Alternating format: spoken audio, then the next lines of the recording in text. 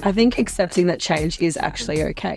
I think a lot of people are worried about change. Like, you reflect on my parents, they've been in the Navy for, Dad's coming up to 40 years service nearly, and, Mum's done a fair chunk as well. And yeah, I think like you don't have to stay in the same to be good. Yeah, just enjoy having challenges and working towards things and always having almost things in motion just to keep me excited or, working towards something. What if school doesn't reflect where you shine best? In this episode of More Than a Score, we sit down with Stephanie Pahl, a high-performing athlete, a team captain, coach, and someone whose story is a great reminder that success doesn't actually have to follow a neat academic script. Steph's school years weren't defined by loving the classroom. Actually, they're defined by sport, teamwork, connection, and showing up wherever she could represent her school. Since then, her journey has been anything but linear or standard. From university pathways and course changes, to coaching, high-performance sport, fitness leadership, and even working back in classrooms. Steph's story is about growth through experience, backing yourself, and accepting that change is not failure. It's actually a part of figuring it all out. So, if you're someone who feels like school doesn't always reflect your strengths, or you're a parent supporting a young person still working out their path, this conversation is packed with perspective, reassurance, and practical wisdom. Welcome to this episode of More Than a Score. We really value making guests feel very comfortable, so we hope we've with that interaction just now, Steph. It's great. Steph, do you prefer Stephanie Pahl or do you prefer Stephanie Pahl? Do you prefer Steph Pahl? Do you prefer Steph Pahl? God, how do you want to start? I have so many variations on my name, but it is Stephanie Pahl. But I do like Steph. Okay. But at netball, I get called Paulie, whatever variation at the moment. Yeah. So do you want Steph or Stephanie? Steph would be nice. Okay. Thanks. We'll actually do that. Stephanie feels like you're in trouble. My sister's Stephanie. That's a big effort. Yeah. Stephanie from Steph. It's too many syllables in it. Yeah. You can say it's a big effort. Stephanie, yeah. Yeah. I actually do feel in so much trouble when that is said. She understands me. Yeah. Yeah.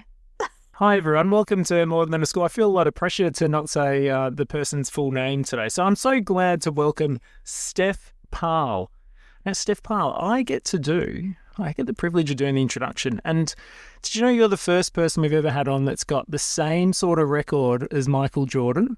So I've got here high-performing athlete with 6 championships under her belt, a traveller, adventurer, explorer, a leader, team captain, a person who values the process and challenge, not just the trophy or the outcome, someone frustrated by school and saw that it could be different, passionate about teams and what high performance can actually look like, an incredible relationship builder, and a very magnetic and charismatic people person. Steph Pahl, lovely to have you on More Than a Score. Thank you, Dan.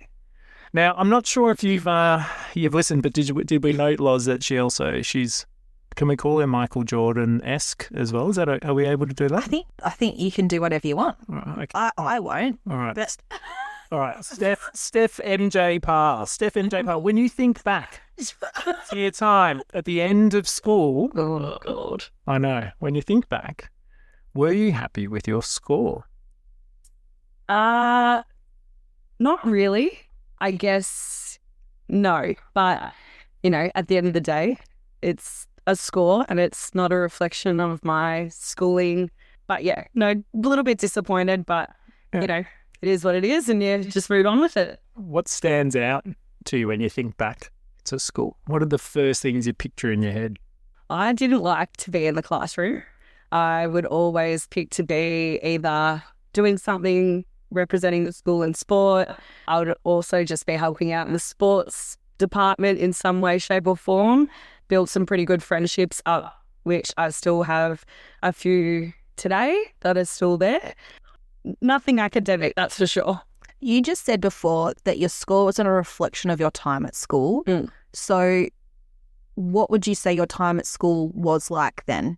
Or what would have reflected your time at school? If we took the score away, what kinds of things would showcase or demonstrate to the audience your time at school?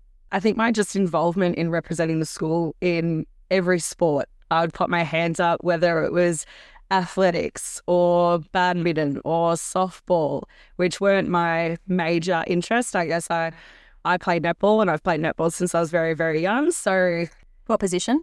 centre wing attack. Yep. Used to be a goaler, but my height definitely doesn't give me that opportunity anymore. So yeah. You come across as a centre. You've got the centre energy. Oh, do I? I don't know whether that's a good or bad thing. I think my daughter would say centre and wing attack or wing defence are her two favourites. Doesn't like to be stuck in the goals. So I think you need a bit of pep to be in those middle. Do you know what I mean? Yeah. Yeah. You got that. I think if you ask some of my teammates, they would definitely say that as well. So yeah. It sounds like sport is a pretty key part of your identity at school. What do you think it is about sport that draws you into it? Oh, great question. I think personally, I guess, I've been in and out of playing different sports since I was little. My mum played netball, so I guess that was always lovely to reflect on doing something that she did when she grew up. My dad's very sporty, still to this day will be at a gym every so often. He still plays rugby and he's 62, so props to you, Dad. But it was just a big thing, just being a part of a community. I guess netball is a team sport. So you're working with other people. You're not just by yourself. So, and I really enjoy being with a lot of people. I think when I was teaching, I used to love seeing students in their different settings when they would really shine. So it sounds like if we'd seen you in certain classrooms, that might not have been the case. You might have been the person trying to look to get out in some sort of way. A smile and the laugh says yes. Yeah. But then you would have really stood out and shone in certain settings. Yeah. Did you have some people around you at school that supported you and championed you in the sporting area? Well, I guess all PE teachers, they always will have you back, I guess, whether you're representing whatever sport it is, or obviously if it's an interest of yours. There was a few PE teachers that along the way, they helped me kind of get through maybe some other subjects as well, not just only the PE or the health that I was always interested in. My homeroom teacher in year 11 and 12, Mrs. Brown, it was a big impact in finishing my year 12, alongside Mum, of course. But Miss Brown kind of just said to me, if you applied yourself, you'd actually be pretty good. And I was like, oh, okay. So maybe I thought, in other aspects rather than just PE and the ones that were representing school, maybe if I did apply myself in some things, like I could have been better. And she was your maths teacher and homeroom teacher? She was my maths and homeroom teacher. So she didn't necessarily see you in the places that you were the most confident and the most, in terms of your talents, really shining. Why do you think she knew that you could do better? What was it about your relationship with her or what she saw in you that she felt really confident that she could say to you, you know what, if you tried, you could actually do really well? Well, I also really enjoyed maths, and having her as my maths teacher, I think she knew that I was actually quite good at maths. And looking back on it, I wish I actually probably applied myself in that a little bit more, but I don't know whether it would change my career path or whatever it was. But I think she connected with a lot of other students personally. She really took on board like your home life, and even if there was 20 or 30 kids in a classroom or in the homeroom, she knew everything about you, and she would just always make something personable about you. So I think, she knew that my mum and dad obviously are in the Navy, so there was times where Dad wasn't around, and there was probably times where I maybe wasn't really too thrilled to go to school, and it was maybe a reflection of Dad being away or maybe Mum being away or something like that. So she's always very nurturing, and maybe she saw that rather than me running around on the back oval shooting netball goals or being outside in a uniform or something like that. So it was really cool. Do you think she created some sort of stability for you? Like for you, for 2 years, she was a homeroom teacher. She got to know you. You have parents who are potentially away for long periods of time. Do you think that was a factor? Oh, for sure. Yeah. No, she was someone that you saw first thing in the morning and before you went home, and you're lucky to have her maybe once or twice a day in another subject. She was always there for you 5 days a week, regardless of whatever. Go Miss Brown. What was that? Was it Louise? No. What was her name? We went to the same school, I should say. Anne Brown. And we laughed because Steph and I were just talking off air about Miss Brown being my year 7 coordinator. and I'm a little older than Steph.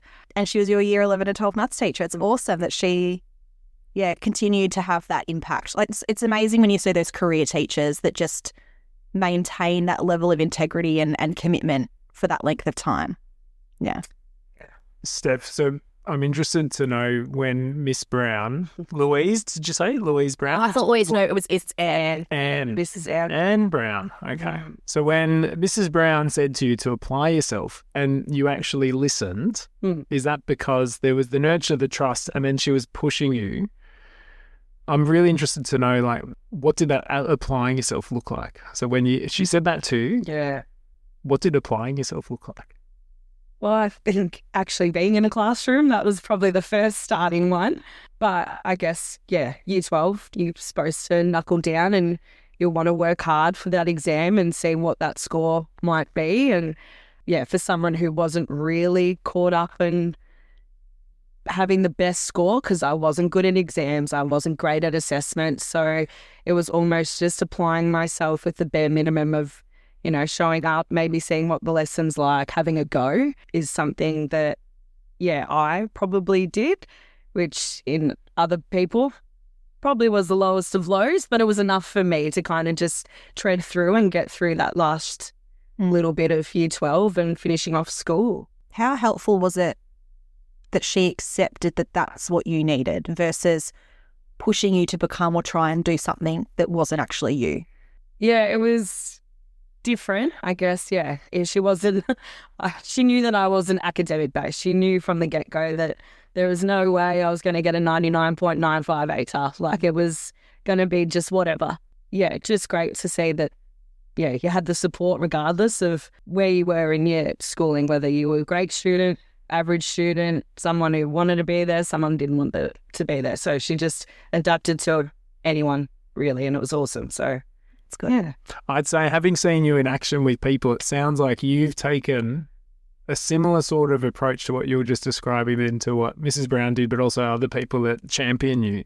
Has that had a bit of an impact, like when you think of those role models, to the way that you choose to show up with people? Well, I think just speaking about it now, obviously they did make a really big impact. Mum, obviously, she's a very personable person. She's done a lot of things in her career and still to this day is working with so many individuals. So I guess Mrs. Brown being the teacher and having me for so long or during my schooling career, and then, Mum being very similar in that aspect, but obviously day-to-day life and growing from being there when I've grown up. So I think taking their little bits of personality, and maybe it has formed me the way I am today.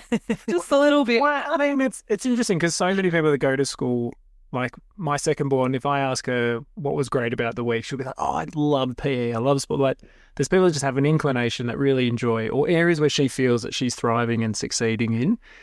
And I think so there's a really common experience. A lot of people, when they look back at their time, they were really good at sport or different sports. It sounds like you're like, as we said, natural athlete, Jordan-esque level of athlete. There's something really interesting in that. And so you were getting the confidence and the success from that. And then you also had these supports. I just think there's so many people right now in school that probably have a similar experience. And your mum was a really great support. So given that the listeners are parents here for the podcast, to help them when you think back to when your mum did things that just made the difference to keep you feeling good, confidence, whatever sort of positive sort of experience, like help them understand what was it that in the smallest way your mum did that helped you? She just showed signs of support, regardless of what I put my name forward for or just moving through, I don't know, doing subjects and stuff like that. She just was always there, and whether maybe she didn't agree with it or didn't maybe want me to do it, she just supported me with whatever I chose. So I think take that opportunity of looking after your kids and just supporting them in whatever they choose, because they turn out okay. You go. There doesn't need to be the pressure. School's hard enough as it is on the day-to-day, and if you go to a school that's more academic based or whatever it is, just support them if they don't want to do that, or if they do, great. But just a little sign of support, hold their hand. That's it. Yeah, it makes a big difference. I think it's a small word, support, but listening to that. So your mum was really good at whatever you put your name down to. She's like, great, fantastic, like showing an interest in it, and you just knew she had your back no matter what. Yeah. And they spent the time to get to know what you were interested in. Okay, this is very helpful. I'm thinking as a dad right now. I'm taking lots of mental notes. So is it all right if we move to the journey? So that's school. So if we think about, you were a little bit frustrated with it. I think it's really interesting that you've started engaging in studying to be a teacher. Mm. So my little brother and I are both teachers. I should say not little brother, younger brother, although he's smaller than me. But we're both teachers. We were both pretty disengaged at school. But we have a theory that often it really helps see those kids that are in the classes that are probably trying to get kicked out. So I'm really interested to hear about sort of what you're thinking about that down the track. But you began a Bachelor of Education. So around sort of 2017, began a Bachelor of Education. You then deferred and shifted and pivoted to move into channeling that interest around sport. Diploma of Sport and Development. Then moved into a Bachelor of High Performance Sport at ACU and moved through completing that degree. So you've moved away between then, got through a pandemic while studying and doing your degree online. And then you've continued on to move through to change into like performance training, doing PT work, and now working in a gym called Habit Gym. We've actually interviewed some previous people on there as well. Mm. And at the same time, you've also been doing some education support, so staying connected to education, wanting to work in some different settings and support students. So my question to you is, why did you go back to school and stay connected to education? What is the pull for staying connected to education, schools, and also at the same time still doing your sport?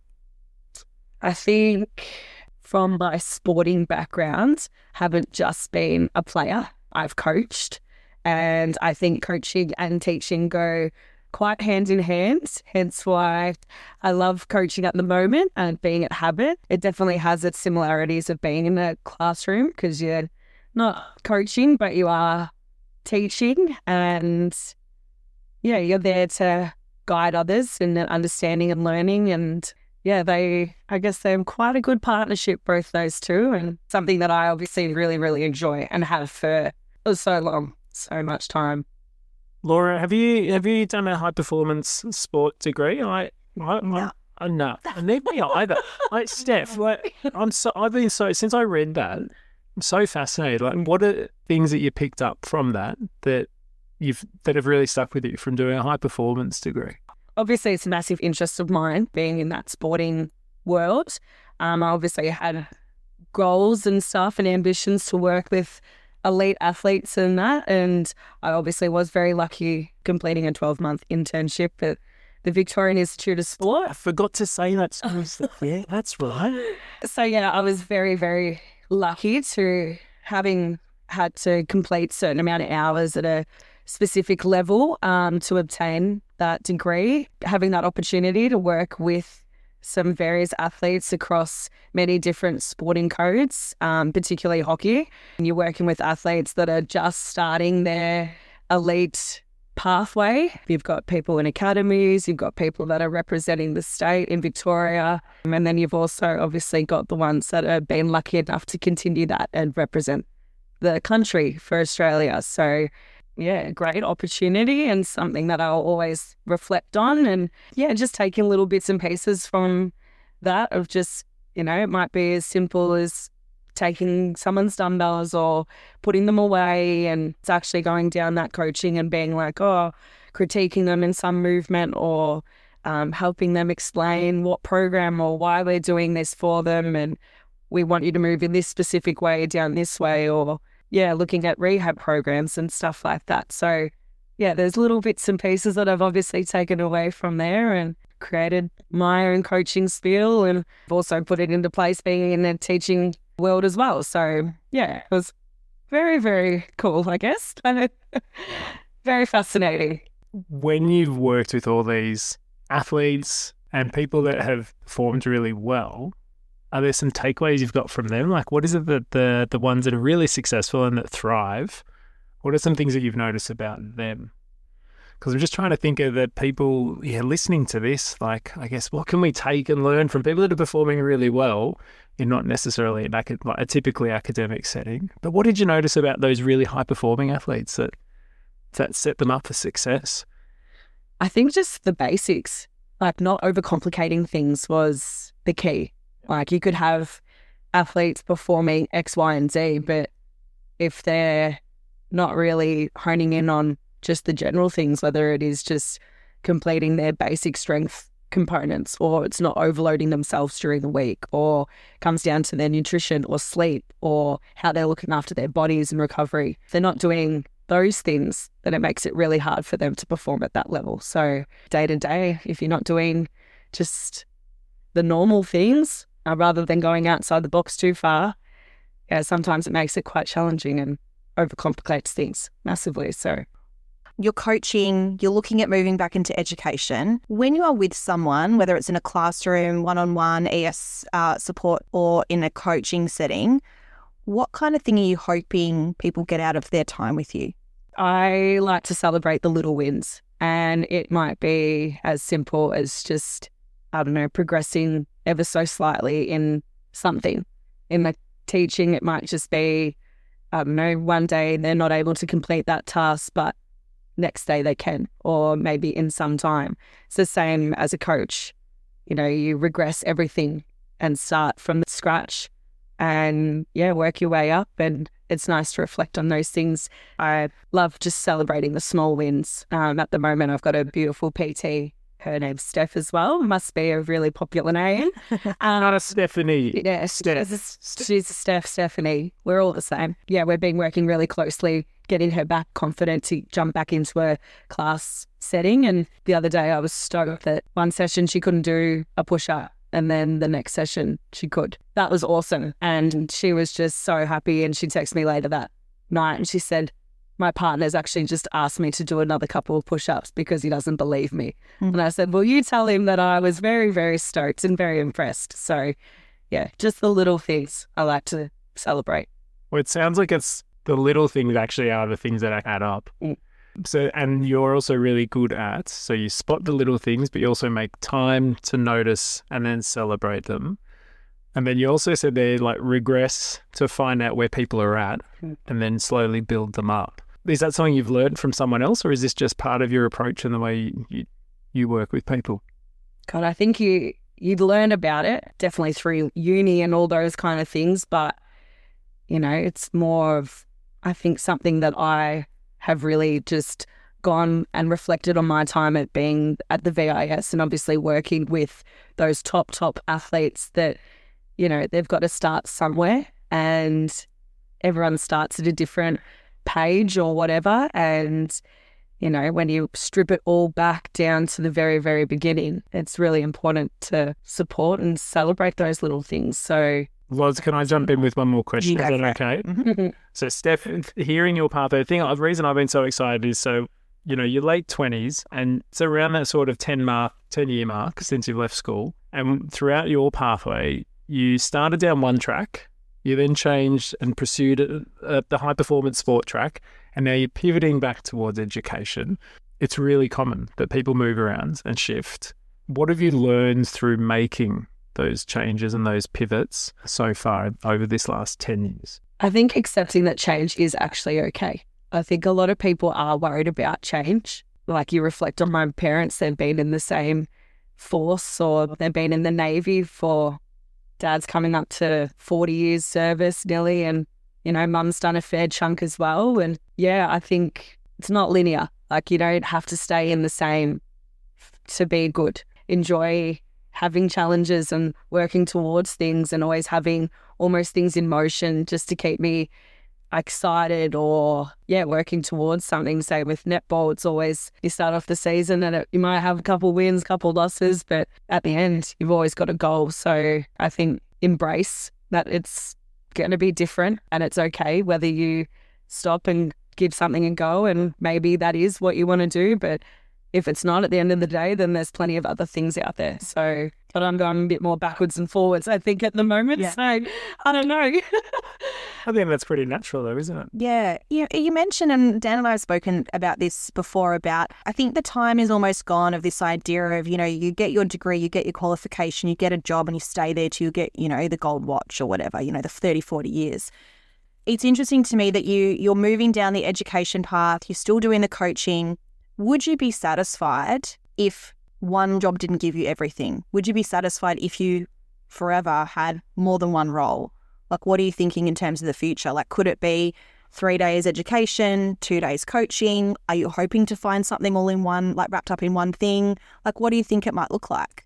Yeah, great question. I think I'm trying to do that at the moment. Obviously coaching few mornings, few hours here and there, and wanting to jump back into that education. So I'd love to work across both. But yeah, I think the end goal would be amazing if I could somehow tie it all together, the high performance degree and, working in education and being a teacher and finding how that looks. I'm not sure, but that would be really awesome. But then again, it might be too much. I might hate it in 10 years' time. I might be in a completely different career.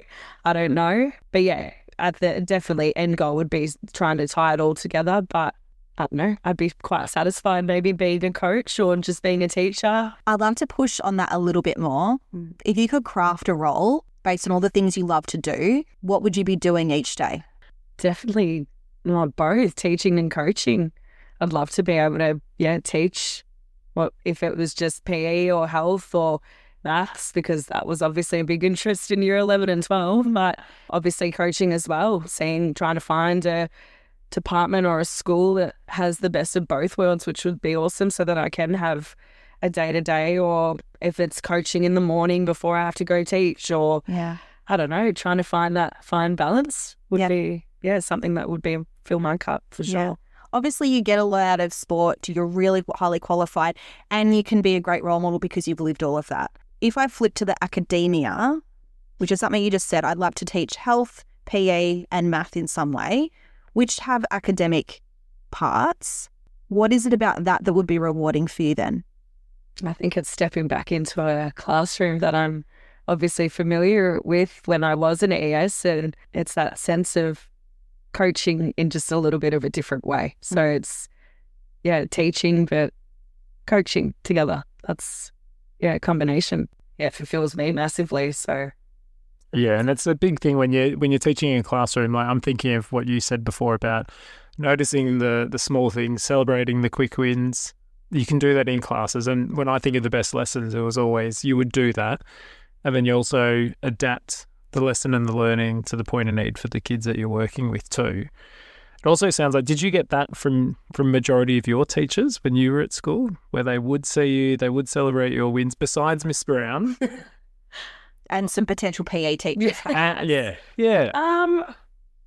Yes and no. I don't know. I reflect on being in high school, and like I said previously, it was so academic focused, or they wanted you to be the best, and that wasn't going to be me.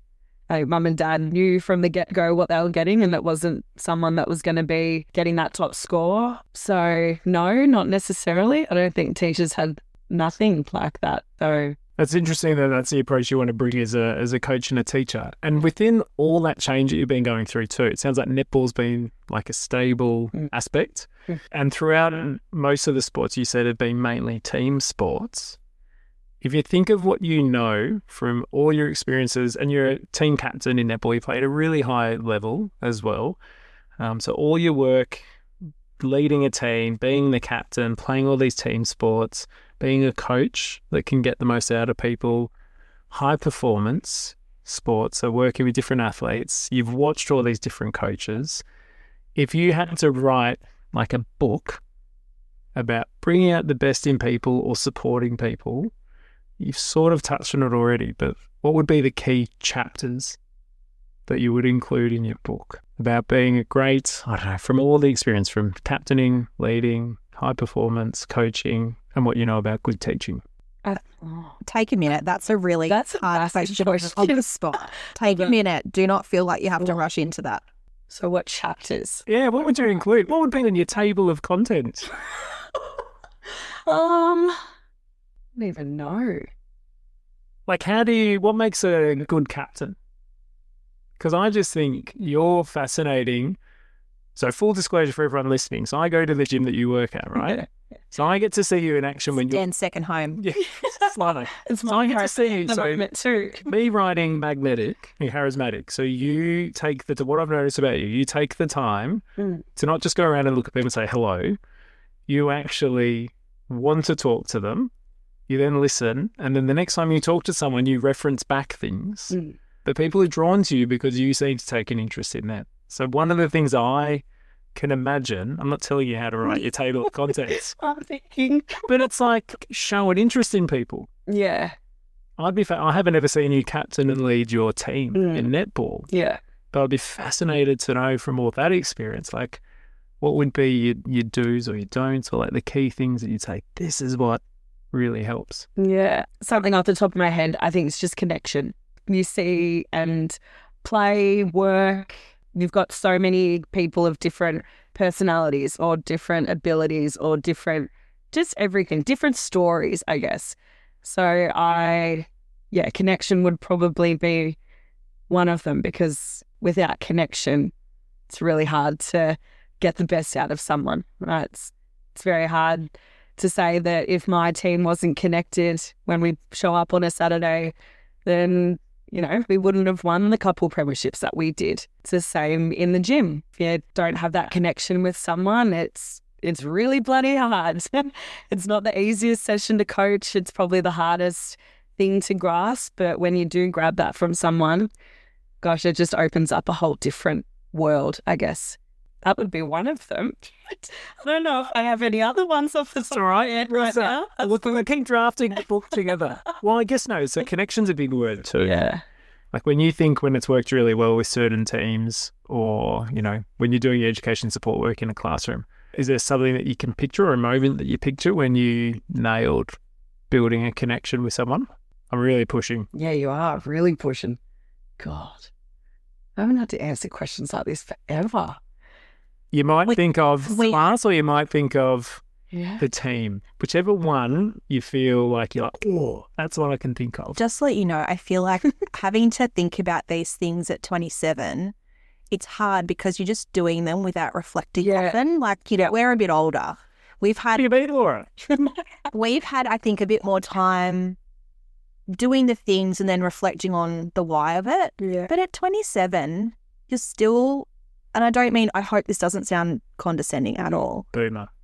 Total boomer. Shut up. You're still becoming. Yeah. And it's all about trial and error, and you're showing up, and it's just doing the thing perhaps without all the consideration of the why. You're just like, I know that this works.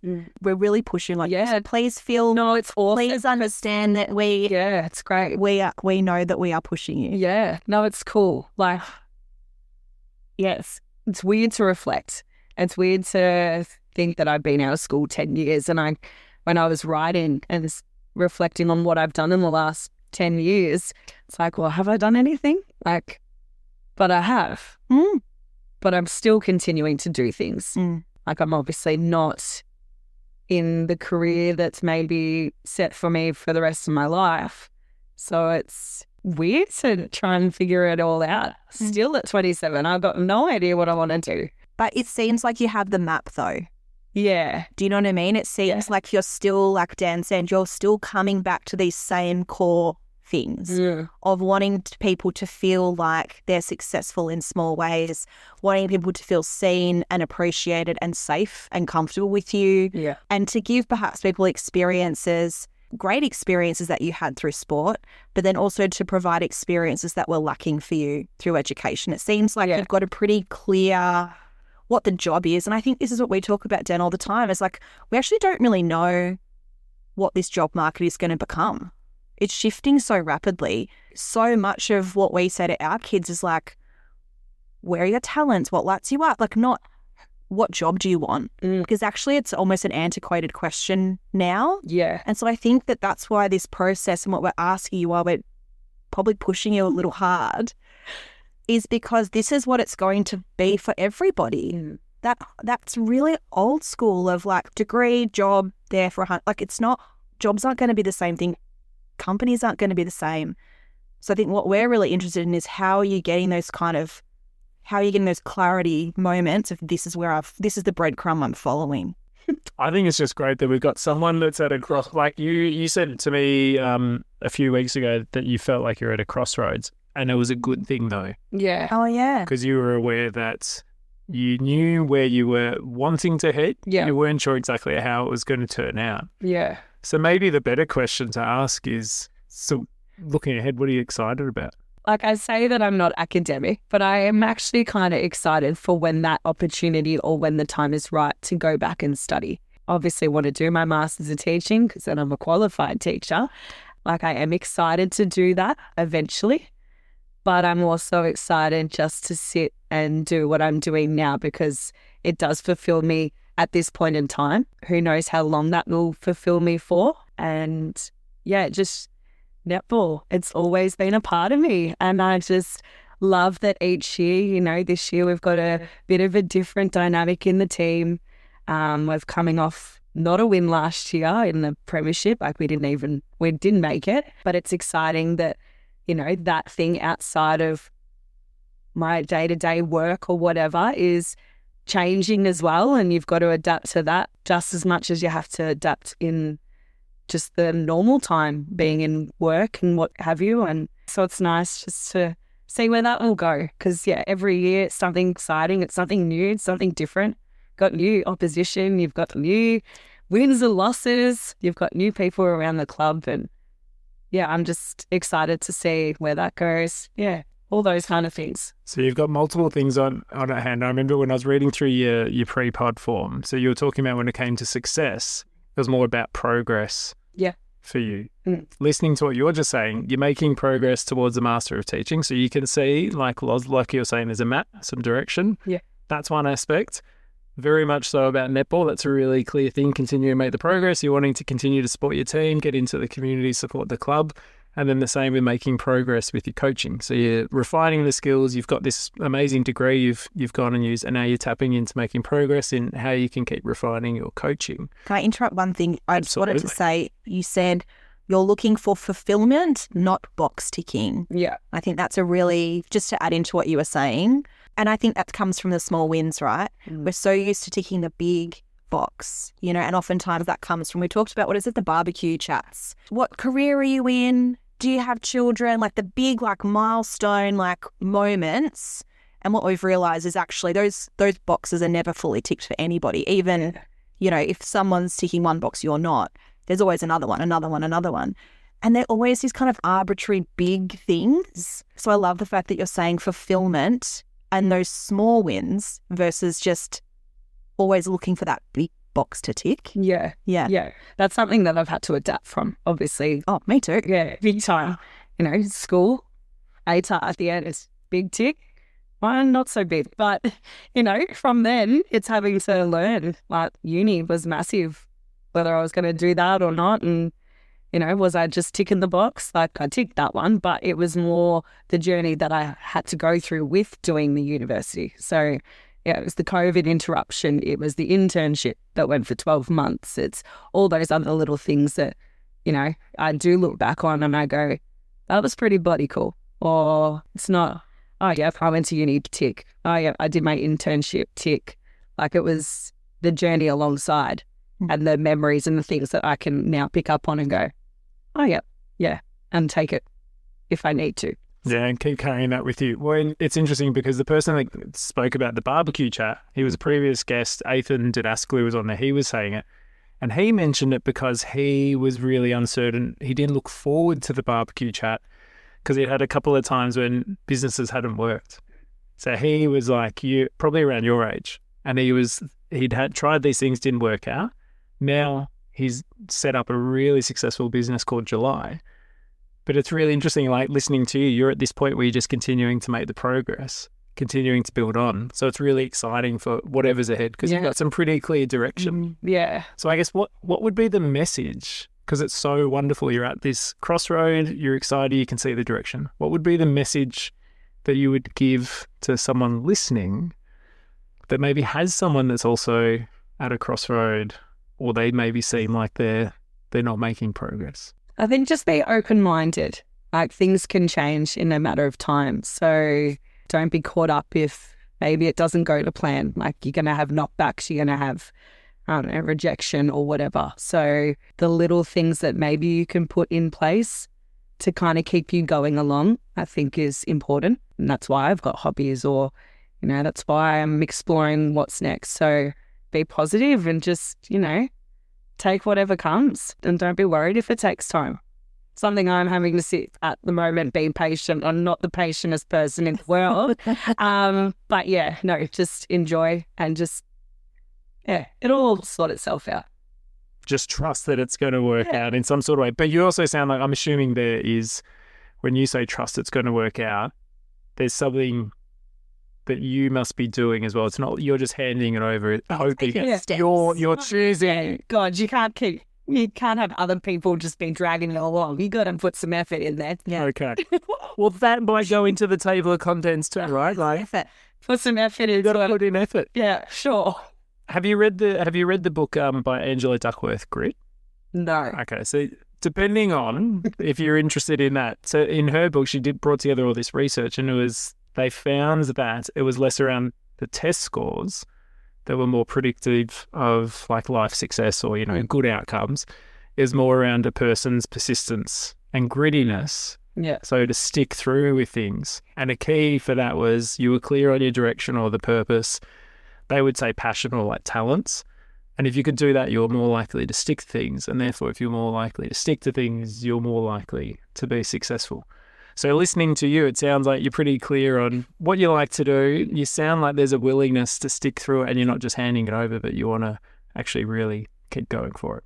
So we get near the end of our conversation, Seb. I feel like we could continue to just push you and find out, because I'm really fascinated, and I think we should set up some sort of next conversation with you. Part two. Part two. Stay tuned. But I guess the question that jumps into my mind now is like, what's something that we haven't asked you about that you think would help either a young person listening, or if there's a parent that's listening? What's something that maybe we probably should have, if Laura and I did our job well, that we should have asked you? Or that if you're considering your younger self, what you would have liked to have heard, maybe, if you want to put it that way. God. Take a shot. There's no rush. God. What I would ask my young, what I would say. Advice? Well, what advice or what would you say to somebody either listening, or if that's too much of a like abstract idea, what would you have liked to have heard maybe as somebody kind of at the end of their journey of school? Either way, take it how you like. Well, I feel like it's part and parcel of your podcast. Like there is more than a score. There's some fist bumps going on here. We don't make this a visual medium. Like, the score doesn't define you. So when you're not the academic client and you've got other interests at heart, then if it is just getting to that end bit and going through that whole year 12 and not having or not putting that pressure on yourself to maybe exceed expectations that aren't there, there is more. There is so much more out there that will suit you past school than just that little score. Yeah. It's the thing. You get to actually create a life. It's all yours. You get to do, like we put ourselves in school and these, with all the rules and regulations and all of that. But beyond that, like, it's yours. You get to do what you want with it. Yeah, for sure. I think we keep saying as well, Loz, school's just the start, and then you've got the rest. Like, it actually is a really small amount of time that you're there. Yeah. And then, you know, school's a place, but education's actually lifelong. Like, you're a testament to that. You know, school was a place where you didn't really enjoy being in the classrooms, but now you're someone that's going to end up having multi-degrees, diploma, who also says, I'm not that academic. Oh, crazy to think that, because my teachers, I reckon, would be so shocked.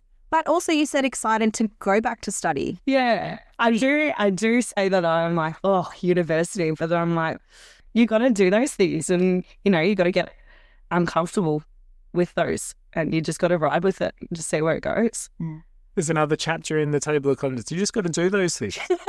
Be comfortable with discomfort. Yeah. Okay. I feel like after all this, are we writing a book together? Is that what we're- We're 3 chapters in. Okay, all right. Good. Got it. We've got it. Steph, I want to say thank you so much for joining us on More Than a Score. We should just say to all the listeners as well, we did not tell her in her final question to say you are more than a score. That just came naturally. And we got very excited. We were both very excited this day. If you do know someone that has a story that might be similar or different to Steph's, we'd love to hear from you. Reach out to us at morethanascorepod@gmail.com. And then Laura on the Instagrams, what's our handle again? Just at More Than a Score Pod. Thanks, Laura. Steph, we like to try and do a crisp high five when we're in person. I know, I'm excited My too. hands are so sweaty. Well, I was just so thinking that nervous. then. I was just thinking The that whole my time hands are sweaty too. Okay, I'm but we try to so be everyone. stressed. We are normally really lovely when people are in person. But now we can we do it? Can we go for We it? can. All right, you ready? Oh my God. Are you lefty or right? Oh, I'm right-handed. Yeah, I'll go right-handed. All right, you ready? Is it just a high five? Look, Let me get some. This is so much more pressure than anything else. What the hell? We got it. You ready? 1, 2, 3. Oh, Ready? well, we'll have the sound. Yeah. That's Ready? really good too. It was ready. Okay, ready? No, No, I'm not, but my hands right. are so sweaty. you want me to do that? No. All right. Oh, that was it. That was good. That was great. Wow. Religion. Thank you. Thank you.